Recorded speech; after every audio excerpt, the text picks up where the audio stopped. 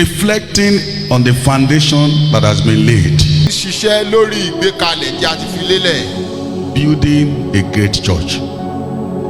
Kíkọ́ ìjọ Ọlọ́run. Reflecting on the foundation that has been laid. Building a great church. Kíkọ́ lórí ìgbékalẹ̀ tí a ti fi lélẹ̀ láti kọ́ ìjọ ńlá. That is the area where God will be speaking to us now. Abala ọ̀rọ̀ yìí ni wọ́n máa bá wa sọ̀rọ̀ lé lórí báyìí. As we reflect on the foundation that has been laid, Bí a ti ń ronú lórí ìpìlẹ̀ tí a ti fi lélẹ̀, we should have it at the back of our mind ẹ jẹ́ ká fi sí ọkàn that God wants us to build a great church. pé Ọlọ́run fẹ́ kí a kọ́ ìjọ ńlá fún òun. And I will love to go straight to the passage that we have read. Èmi ó sì lọ sí orí ọ̀rọ̀ Ọlọ́run tí a kà. Since we have other things to do, Nítorí tí a ní àwọn nǹkan mìíràn I láti will go ṣe. directly to the passage. A tètè lọ sí orí ọ̀rọ̀ Ọlọ́run tí wọ́n kà fún wa. As we reflect on the foundation that has been laid, Bí a ti ń ronú lórí àwọn ìpìlẹ̀ tí a ti fi lélẹ̀, God is expecting us to build a great church. pé kí a kọ́ ìjọ ńlá. Now, we have read from 1 Corinthians chapter 3, A ti kà láti ìwé Kọ́ríńtì kìíní orí ìkẹta from verses 1 through 10. láti ẹsẹ̀ ìkẹwàá dé ẹsẹ̀ ìkíní dé ìkẹwàá. Now, in this passage, Ní ibi tí a kà yìí, Paul was talking about the Corinthians church. Pọ́ọ̀lù ń bá àwọn ará ìjọ Kọ́ríńtì sọ̀rọ̀. They had received some of the first principles of Christianity, Torí wọ́n ti gbọ́ nípa àwọn ìlànà jíjẹ́ ọmọlẹ́yìn Kristi. but they had not grown to maturity in their understanding of faith. Ṣùgbọ́n wọn wá ti dàgbà dé ìpele tí ó yẹ nínú ìgbàgbọ́ wọn. Now, going through the passage that we have read, Nígbà tí a bá ka àwọn ẹsẹ̀ Bíbélì tí a kà, Paul called them infants Pọ́ọ̀lù pè wọ́n ní ọmọ ọwọ́. because they were not yet spiritually matured. Torí pé wọn ò tí ì dàgbà nínú ẹ̀mí tó. They needed to be fed with milk and not with meat. Ó yẹ fún wọn láti máa jẹ oúnjẹ ṣùgbọ́n wàrà ni wọ́n fi ń fún wọn. So Paul said he cannot speak to them as spiritual people Pọ́ọ̀lù wá wípé òun ò lè bá wọn sọ̀rọ̀ bí ènìyàn bí ẹni because ẹ̀mí. they are still immature in their faith, Torí pé wọ́n sì jẹ́ ọmọ ọwọ́ nínú ìgbàgbọ́. which is demonstrated by their divisions and petty argument, Èyí tí ó fi ìdí rẹ̀ múlẹ̀ nínú ìpínyà tó ń bẹ láàrin wọn. and that they needed to grow in their understanding of God and His Word. Ó wá fi yé wọn pé ó yẹ ó sì ṣe pàtàkì fún wọn láti dàgbà nínú òye wọn nínú Now, ọ̀rọ̀ from this Ọlọ́run. passage that we have read,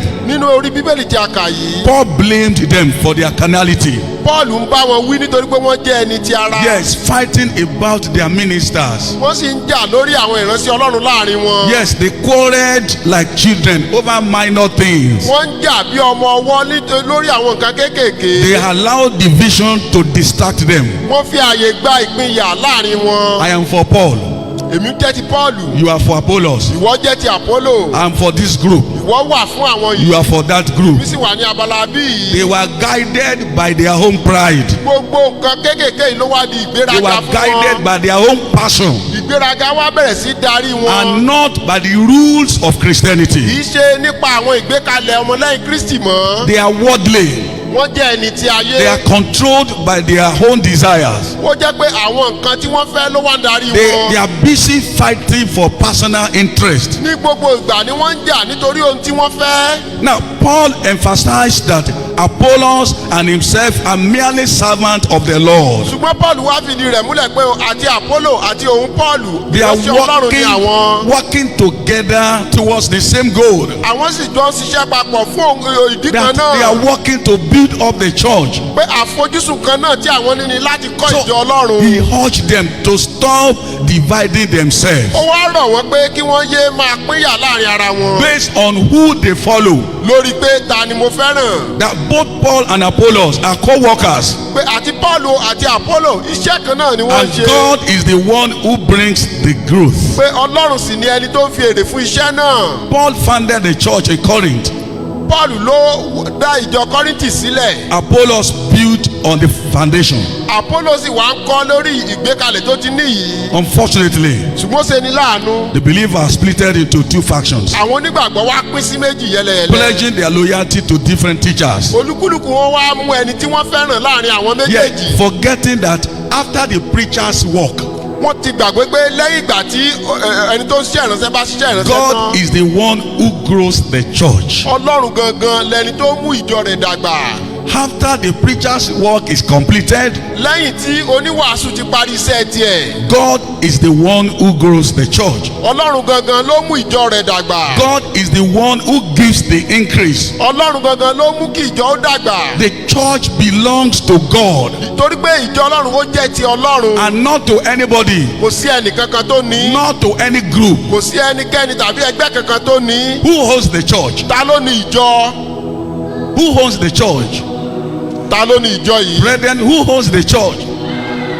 The church belongs to God Ìjọ jẹ́ ti Ọlọ́run. and not to anybody. Kò sí ẹnìkankan tó ní. Then number two, God is the only source of blessing in his ministers. Bákan náà, Ọlọ́run nìkan ni orísun ìbùkún nínú àwọn ìránṣẹ́ rẹ̀. They are just mere laborers with him. Wọ́n kàn jẹ́ òṣìṣẹ́ pẹ̀lú rẹ̀ nìkan ni. If any preacher or teacher of the Lord of the Bible is doing well, God is the one that is speaking through them.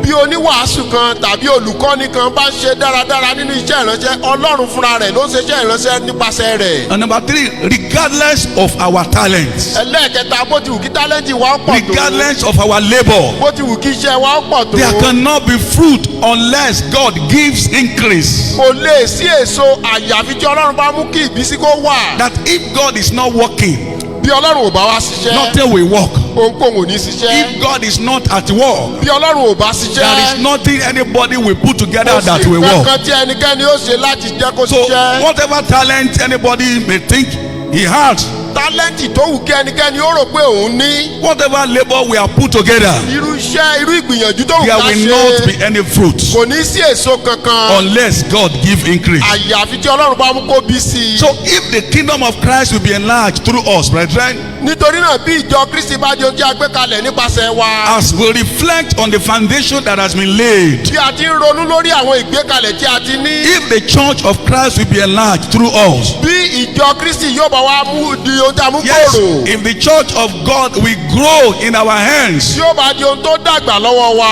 if Trinity Baptist Church will become what God intends her to be, Bí ìjọ ní tẹ̀mí omi ti mẹ́ta lọ́kan tí ó bá di ohun tí Ọlọ́run fẹ́ kó if we are jẹ́. ready to build a great church, Bí a bá ṣe tán láti kọ́ ìjọ ńlá. we need to remind ourselves of these few Ó yẹ things. fún wa láti ránra wa létí àwọn nǹkan wọ̀nyí. If this church will grow according to the plan and purpose of God, Bí ìjọ yìí yóò bá dàgbà gẹ́gẹ́ bí ètò if Ọlọ́run. God will be happy with us in building his church, Bí inú Ọlọ́run ó bá dùn ní bí a ti ń kọ́ we ìjọ need to rẹ̀. remind ourselves of these things A nílò láti ránra wa létí nǹkan that wọ̀nyí. Apostle Paul shared with the church at Àwọn Corinth. tí Apostle Paul sọ fún àwọn ìjọ Kọ́ríńtì. Number one, Jesus Christ has been placed as the foundation of the church, Alákọ̀ọ́kọ́ ni pé Jésù gangan ní ìpìlẹ̀ ìjọ rẹ̀. and is the only foundation. Ó nìkan sì ní ìpìlẹ̀ tó wà. No other foundation can be laid. Kò sí ìpìlẹ̀ kankan tí ẹlòmíràn tó lè fi lélẹ̀ mọ́. And all of us must know this. Gbogbo wa la gbọ́dọ̀ lóye nǹkan yìí. And we must have the understanding of the foundation of the church. Ó sì yẹ fún wa láti ní òye ìpìlẹ̀ ìjọ Kristi. We must know who is the foundation of the church. A gbọ́dọ̀ mọ̀ ta ni ó jẹ́ ìpìlẹ̀ ìjọ. We must have the understanding of the foundation of the church. A gbọ́dọ̀ ní òye ìpìlẹ̀ ìjọ. Jesus is the foundation of the church, Jésù ní ìpìlẹ̀ ìjọ. and we must know him. Ó sì yẹ fún wa láti mọ̀. When Jesus said this to Peter Nígbà tí Jésù sọ èyí fún Pétérù in Matthew chapter 16, ní Mátí orí ìkẹrìndínlógún. reading through verses 16, 17, and 18. Ẹsẹ̀ ìkẹrìndínlógún, ẹsẹ̀ kẹtàdínlógún àti When Jesus said, "Upon this rock will I build my church," Nígbà tí Jésù sọ fún pé orí àpáta yìí ni èmi ó pẹ̀ Jesus jọ. said that because of what Apostle Peter said. Jésù sọ ọ̀rọ̀ yẹn lórí ọ̀rọ̀ tí Pétérù sọ. Because Peter said, "No, you are not." Peter said, "You are what? You are the Son of God. You are the Messiah." Because Jesus asked them summarily, "Who do people say I am?" Jésù béèrè lọ́wọ́ wọn pé ta ni àwọn èèyàn fi mí pè. Who do Pétérù wá people say dáhùn. I am?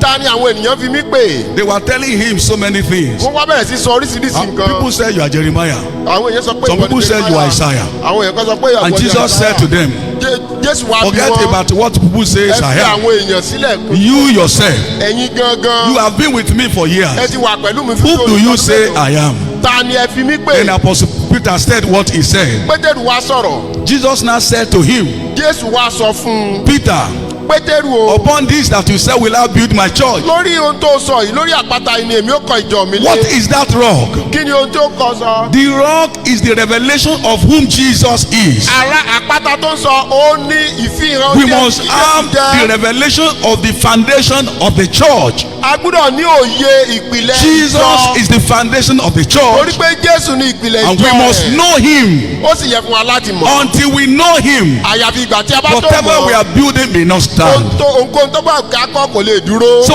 if this church will become a great church, Bí ìjọ Ọlọ́run yóò bá di ńlá. as God is still waiting for us to be, Bí Ọlọ́run ti ń retí wa láti we jẹ́. must know this, A gbọ́dọ̀ ní òye yìí. and we must prepare to know him more. Láti múra sílẹ̀ láti mọ̀ Jesus sí. Christ, the foundation of the church. Jésù ní ìpìlẹ̀ ìjọ rẹ̀. So if this church will be great, Torí náà bí ìjọ yóò bá wa di ńlá. we must also know A gbọ́dọ̀ mọ̀ that God's work involves many different individuals pé iṣẹ́ Ọlọ́run ó nílò onírúurú ènìyàn with variety of gifts pẹ̀lú onírúurú ẹ̀bùn and ability. àti ipá In the kingdom of God, ní ìjọba Ọlọ́run. in fact, in the business of the kingdom, Nínú iṣẹ́ ti ìjọba rẹ̀ there is no superstar. kò sí ẹnìkankan tó wá tayọ tán. There is no Kò superstar. sẹ́nìkankan tó tayọ tán. The work of the Lord Iṣẹ́ Ọlọ́run involves all of us ó nílò gbogbo wa with pátápátá different ability. pẹ̀lú onírúurú ẹ̀bùn. You have what you can do O ní nǹkan tí o lè ṣe better than that of your brother. ju ẹnìkejì rẹ lọ. You have what you can do O ní nǹkan kan tó o lè better ṣe than the person sitting beside you. ju ẹni tó jókòó lẹ́gbẹ̀ẹ́ rẹ lọ. Don't ever think that whatever you are doing in the sanctuary of God is not recognized. Má wàá máa fọkàn sí pé ohun tèmi ń ṣe nínú ìjọ Ọlọ́run ẹnìkankan ò mọ̀. Don't ever think that whatever you are doing for the Lord here is not noticed. Tàbí pé ohun tí mo ti ẹ̀ ń ṣe ẹnìkankan ò kíyèsí. That which you are doing, Ohun tó ń ṣe and that you are doing it from your heart, tó sì ń ṣe láti inú ọkàn rẹ wá. is recognized by God. Ọlọ́run ń kíyèsí. And if you are thinking, no, we have superstars in this church, Tó bá wá rò pé àwọn èèyàn kan wà tẹ́ pé wọ́n Oh. tayọ tán nínú ìjọ. they are the one that God recognized. Àwọn nìkan gan lọ́lọ́run dá mọ̀. That is the assessment of men. Bí ìwọ ti rí bí ènìyàn That is the nìyẹn. assessment of men. Ìrònú ti ènìyàn There is nìyẹn. no superstar. Kò sí ẹnìkankan tó tayọ God tán. will be interested in you Ọlọ́run ní inú dídùn sí ohun tó ń if you ṣe. do what has been committed to you faithfully Níwọ̀nba ìgbà tí o bá ti ń ṣe ohun tó fún ọ láti with ṣe. all your might. Gbogbo apáta ni a ṣe Then pàtàkì. you must know again Bákan náà a gbọ́dọ̀ mọ̀ that God has given us different talents. pé onírúurú ni ẹ̀bùn tí Ọlọ́run fi fún ẹnì kọ̀ọ̀kan. God has given us different gifts. Onírúurú ni tálẹ́ǹtì tí Ọlọ́run fi fún God ẹnì has given kọ̀ọ̀kan. us different opportunities in life. Onírúurú àǹfààní sì ni Ọlọ́run ti fi fún ẹnì God has kọ̀ọ̀kan. given us different status. Ọlọ́run ti fún ẹnì kọ̀ọ̀kan ní ìpele tó yàtọ̀. We have different ministry Onírúurú sì ni iṣẹ́ tí Ọlọ́run rán to ẹnì work for kọ̀ọ̀kan the same purpose. láti ṣiṣẹ́ fún orísun kan náà. Don't envy anybody. Má wàá máa ṣe ìlara ẹnikẹ́ni. Don't envy anybody. Má ṣe ìlara ẹnikẹ́ni. God has given us different opportunity. Onírúurú ni àǹfààní tí Ọlọ́run ti fi fún God wa. has given us different ministry. Onírúurú ni iṣẹ́ ìránṣẹ́ tí Ọlọ́run gbélé wa lọ́wọ́. I have what I can do better than that of my colleagues. Mo ní nǹkan tí mo lè ṣe ju ẹnìkejì mi lọ. And that does not mean I am better than him. Ìyẹn ò wá túmọ̀ sí pé mo sàn jù lọ. If my colleagues can do something better than me and is flourishing in it, I Yes. must not envy him. Bí ẹnìkejì mi náà bá wá ní nǹkan kan tó ń ṣe tó yẹ pé òun náà ń ṣe dáradára kò yẹ fún mi láti máa ṣe ìlara Don't rẹ̀. envy anybody. Má ṣe ìlara ẹnikẹ́ni. What will you do? Kí ló tó yẹ kó o ṣe? Stay on your ministry. Ìwọ mójútó iṣẹ́ tí Ọlọ́run gbé fún Stay ọ. on your calling. Mójútó ìpè Ọlọ́run fún ọ. The gift that God has given to you is Ẹ̀bùn tí special. Ọlọ́run ti fi fún ọ ó ṣe The pàtàkì. talent God has given to you is special. Tálẹ́ǹtì tí Ọlọ́run fi fún ọ ó ṣe Make pàtàkì. use of that gift. Rí i pé òun lò And don't dáadáa. envy anybody. Má ṣe ìlara ẹnikẹ́ni. If this church will grow, Bí ìjọ Ọlọ́run yóò bá if we dàgbà. will build a great church, Bí a ó bá kọ́ ìjọ tó don't lágbára. envy anybody. Má ṣe ìlara ẹnikẹ́ni. God has given us different talents. Onírúurú ni tálẹ́ǹtì tí Ọlọ́run fi And fún number wa. 4, every member is expected to perform his or her own special role. Ó yẹ fún ẹnì kọ̀ọ̀kan wa láti máa ṣe iṣẹ́ ìjọ Ọlọ́run gbélé wa Perform lọ́wọ́. your special role Ṣe iṣẹ́ tí Ọlọ́run gbé fún ọ. and let us stay united. Kí gbogbo ọ sì jẹ́ ọ̀kan náà. If this church must grow, do your work without grudging. Máa ṣe iṣẹ́ rẹ láìkùn. Do your work without grudging. máa ṣiṣẹ́ rẹ láìkùn. When it is time for us to give, nígbà tí ó yẹ fún wa láti fi fún ni. do your giving without grudging. máa ṣiṣẹ́ rẹ láìkùn. When it is time for donation, nígbà tí ó yẹ fún wa when láti it is time to pledge, nígbà tí ó yẹ kó ṣe ìlérí. do it without grudging. jẹ́jẹ́ rẹ láì máa kùn. Whatever you are doing for the Lord with grudging gbogbo nǹkan tí a bá ń kùn ṣe fún Ọlọ́run. will not be rewarded. kò ní ìtẹ́wọ́gbà. Will not be rewarded. kò ní ìtẹ́wọ́gbà o. So do your work without máa complaining. ṣe iṣẹ́ rẹ láì máa kùn. And don't forget, ẹ má gbàgbé. in a church setting like this, nínú ìgbékalẹ̀ bí eléyìí. there are different people. onírúurú ènìyàn ló So wà. you must be careful. torí náà ó kíyèsára. You must be careful. o gbúdọ̀ kíyèsára. Do your work without grudging. máa ṣiṣẹ́ rẹ láìkùn. Be careful of what people say to your hearing, tí wọ́n á máa kíyèsára fún táwọn èèyàn bá ń sọ nítòsí rẹ. because that is capable of killing the zeal in you. torí irú ọ̀rọ̀ bẹ́ẹ̀ ó lè pa iná tó ń jó nínú rẹ. In the church like this, nínú ìjọ Ọlọ́run bí eléyìí. we have movers. Movers. a ní àwọn tó ẹgbọ́n máa mú kí nǹkan ó tẹ̀síwájú. They move things. àwọn ló máa mú kí nǹkan ó They tẹ̀síwájú. want things to move, wọ́n fẹ́ kí nǹkan sà máa yára. and they are ready to drive it. gbogbo ìgbà ni wọ́n dẹ̀ ti ṣetán láti máa bójútó. They drive it with whatever they wọ́n máa have. fi gbogbo agbára wọn mójútó. We have movable people in the church. a tún ní àwọn tó ẹ pé wọ́n máa fi ara wọn sílẹ̀ láti mú wọn tẹ̀síwájú. They will not move àwọn gángan ò ní tẹ̀síwájú fúnra until you wọn. move them. àfìgbà tẹ bá tó tì wọ́n If you move them, they will move. bí ẹ bá ti tì wọ́n wọn ó tì. But they cannot move anything. ṣùgbọ́n àwọn fúnra wọn kì í ti We ẹnikẹ́ni. have them in the church. àtúnirú àwọn èèyàn We bẹ́ẹ̀. have unmovable people in the church. a ní àwọn tó ẹ pé ẹ ò lè tì. Not only here in Trinity Baptist Church. kì í ṣe pé ibi nìkan lẹ ò ti lè rí wọn I'm tì. talking about the general church. mo ń sọ nípa ìjọ káàkiri. We have unmovable people in the church. a ní àwọn èèyàn tó ẹ pé ẹ ò lè tì. They are just there in the church. wọ́n ti wà ń bẹ̀ lójú If you kan. move them too much, bí ẹ bá tì wọ́n jù. you will blame yourself ẹ dára yín lẹ́bi ni. because they are unmovable. torí pé wọn ò ṣe é tì. We have spectators in the church. Spectators. a ní àwọn tó ẹ pé òǹwòrán ni wọ́n. They are just looking. wọ́n kàn wà ń bẹ̀ láti They are wòran. onlooker. wọ́n jẹ́ ẹni tó wá wòran. They just be looking at you. wọ́n kàn máa wò yín náà ni. You are not talking. I'm not talking. I don't have anything to say. ẹ sọ̀rọ̀ ni mi ò sọ̀rọ̀ kò sí tí mo fẹ́ sọ. We have them in the church. a nírú àwọn ènìyàn bẹ́ẹ̀ nínú ìjọ Ọlọ́run. And you must be careful a sì gbúdọ̀ kíyèsára. of which group you want to belong. irú ẹgbẹ́ ìjà fẹ́ darapọ̀ mọ́. We have people in the church a ní àwọn èèyàn nínú ìjọ Ọlọ́run. who are fault finders. tó yẹ pé wọ́n máa ń rí àríwísí ni. Fault ní finders. gbogbo ìgbà àríwísí ni wọ́n What they are wá. looking for is mistake of anybody. ohun tí wọ́n ń wá ní gbogbo ìgbà ó ní àṣìṣe ẹni. And they are ready to talk about it. wọ́n sì ti ṣetán láti sọ nípa Even rẹ̀. when you are not looking at the mistake, kódà nígbà tẹ́ ò bá jẹ́ wá wo àṣìṣe they are yẹn. ready to say it to you. àwọn á wá sọ fún ọ. And tap it, bro. Don't you see the mistake of that brother? Don't you see? Don't you? And you are telling him, I'm not saying anything. I don't want to see that. It's better you see it. They still want you to see because that is their whole ministry. That is the ministry the devil has given to them in the church. arákùnrin ṣe é rí àṣìṣe tí arákùnrin yẹn ṣe ń tẹ́wà èmi ò rí omi tí ẹ mọ̀ pa ẹ yẹ kẹ́ ẹ rí gbogbo nǹkan báyìí ó yẹ kéèyàn máa kíyèsí. wọ́n máa sọ fún ẹ nítorí That pé you must see. iṣẹ́ ìránṣẹ́ tí èṣù tó gbélé wọn lọ́wọ́ You ni. must see their ó fault jẹ́ fún mi finders. láti rí ó yẹ. And no matter your struggle to make them happy, kò wá sí bí ẹjí lè làkàkà tó láti mú inú no wọn. matter your struggle to impress them, bó ti kẹ́ làkàkà tó láti mú inú wọn they dùn. will not be impressed inú wọn èdùn. because that is their own role in the church. torí pé iṣẹ́ tiwọn nínú ìjọ nìyẹn. If this church must grow, bí ìjọ yìí yóò bá dàgbà. if this church must get to that bí level ìjọ yóò bá dé ìpele tí ó yẹ. that God is expecting us to be, ibi tí Ọlọ́run ti ń retí wa. we must remind ourselves of this. a gbọ́dọ̀ rọra wa létí àwọn nǹkan Now, wọ̀nyí. be conscious of what you are building on the foundation that has been laid. irú ohun tí ò ń gbé kalẹ̀ sórí ìgbékalẹ̀ tí a ti kọ́kọ́ gbé kalẹ̀ yìí. Whoever building on this foundation must be careful. ẹnikẹ́ni tí ó bá kọ́ sí orí ìgbékalẹ̀ yìí gbúdọ̀ kíyèsára. Must be careful. ó gbúdọ̀ kíyèsára. Don't become back door or exit door in the church. má di ọ̀nà ẹ̀yìn tó jẹ́ pé ibẹ̀ ni wọ́n máa gbà sá jáde. Exit door in the church. ọ̀nà tó jẹ́ pé ibẹ̀ làwọn èèyàn máa gbà jáde. When people come in with front door like this, tí àwọn èèyàn bá gba ojú ọ̀nà don't let wọlé. them go out of the church through you má jẹ́ ó jẹ́ pé ìwọ ni ó wá jẹ́ ọ̀nà àbáyọ fún wọn tí wọ́n because máa gbà of the jáde. message you carry. nítorí irú iṣẹ́ ìránṣẹ́ tí o gbé dání. God wants this church to become great. má sọ ìjọ di ahoro. God wants this church to become great. Ọlọ́run fẹ́ kí ìjọ ìkó di But ńlá. you must be conscious of what you are building on the foundation. ṣùgbọ́n ìwọ kíyèsí irú ohun tó ń kọ́ sórí rẹ̀. Again, don't seek the praise that comes from men.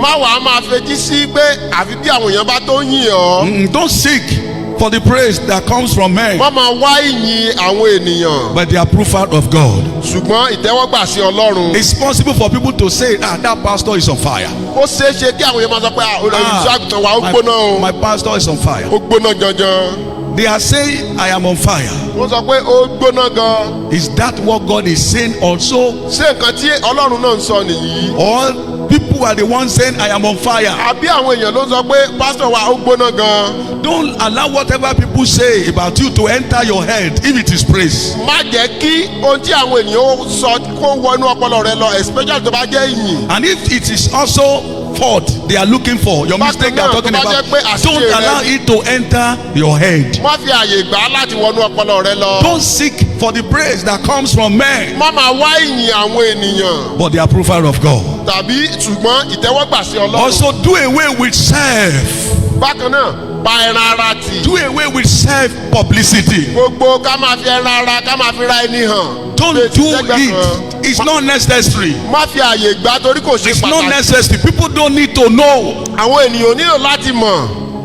It's not necessary you are coming up like this. I want to remind you, brethren, that people are coming up here to lead does not make them special before God. mo fẹ́ rán wa létí pé àwọn ènìyàn ń wá síwájú láti wá darí wọn, túmọ̀ sí pé èèyàn pàtàkì ni wọ́n That níwájú I am Ọlọ́run. standing here preaching today does not make me special in the hands of God pé if mo I am wà not doing níwájú it bí correctly. mo ń wàásù ò túmọ̀ sí pé èmi ni pàtàkì níwájú Ọlọ́run. So don't do away with self. ṣùgbọ́n kíyèsára kó yàgò fún gbogbo ti ẹran ara. Prepare for insult múra sílẹ̀ fún ìbáwí ìtàbùkù. if you will make impact for him. bí o bá ṣe àṣeyọrí fún Ọlọ́run. Prepare for insult. múra sílẹ̀ fún ìbániwí ìtàbùkù ẹni. As I'm closing, bí mo ti ń parí, brethren, ẹ̀yin ará, live a mature Christian life. gbé ìgbé ayé ọmọlẹ́yìn Kristi tó dàgbà. Be careful of division. kíyèsára fún gbogbo ìyapa. Be careful of worldly behavior kíyèsára fún gbogbo ìwà ti ayé yìí. and embrace unity. kó sì fi àyè gba ìṣọ̀kan. As we reflect on the foundation that has been laid bí a ti ń ronú lórí àwọn ìpìlẹ̀ tí a ti fi lélẹ̀. and we are ready to build a great church, tí a sì ti ṣetán láti kọ́ ìjọ Ọlọ́run tó dára. live a mature Christian kí a life. máa gbé ìgbé ayé ọmọlẹ́yìn Kristi tó Be múnádóko. careful of division. ẹ jẹ́ á kíyèsára fún ìyapa o. Don't allow the church to be divided through you. má fi àyè gba ìjọ Ọlọ́run láti pínyà nítorí tiẹ̀. Stop moving from one house to another talking about the mistakes of the church. má máa ti ilé kan bọ́ sí ilé kejì nígbà tó ń sọ ọ̀rọ̀ ibi nípa ìjọ. Whatever your observation is, gbogbo ohun tó kò kíyèsí. come up and discuss it jáde wá kó sì sọ. with people that are matured pẹ̀lú àwọn èèyàn tó ti dàgbà. so that the nínú church ẹ̀mí. can grow. ìjọ Ọlọ́run yóò sì lè dàgbà nípasẹ̀ rẹ̀. Embrace unity. fi àyè gba ìṣọ̀kan. Do not build with the materials that will burn up on the day of judgment. má kọ́ ìjọ Ọlọ́run pẹ̀lú àwọn ohun èlò tó yẹ pé ní ọjọ́ ìdájọ́ wọn ó jóná. Please be careful. kíyèsára. Be careful of jealousy. jẹ́ ká kíyèsára fún ìlara. Be careful of unnecessary fighting. sì kíyèsára fún gbogbo ìjà. And finally, brethren, lákòótán ẹ̀yin ará. I want us to become deeper in our love for Jesus. ẹ jẹ́ ká jinlẹ̀ sí nínú ìfẹ́ wa fún Kristi. I want us to become deeper in our love for mo rọ̀ Jesus. wá pé ẹ jẹ́ ká jinlẹ̀ sí nínú ìfẹ́ wa fún Kristi. Deeper in the love of Jesus. lójoojúmọ́ ká máa jinlẹ̀ sí nínú ìfẹ́ wa fún Kristi. Deeper in the love of Jesus. ká máa jinlẹ̀ sí nínú ìfẹ́ wa. Higher and higher in the school of wisdom. kí a sì máa dàgbà sí ní iléèwé ọgbọ́n. And ready to know more of His grace. kí a ṣetán láti mọ̀ sí nípa orí ọ̀fẹ́ rẹ̀. Let this be our agitation. jẹ́ kí eléyìí ó jẹ́ ohun tí ó wù wá lọ́kàn. That I want to know you more. pé Olúwa mo fẹ́ mọ̀ ọ́ sí I i. want to know you more. mo fẹ́ mọ̀ ọ́ sí I i. want to know the power of mo resurrection. sì fẹ́ máa gbára àjíǹde rẹ̀. I want to know you more. Let that be your agitation. jẹ́ kí eléyìí jẹ́ ìfẹ́ ọkàn rẹ̀.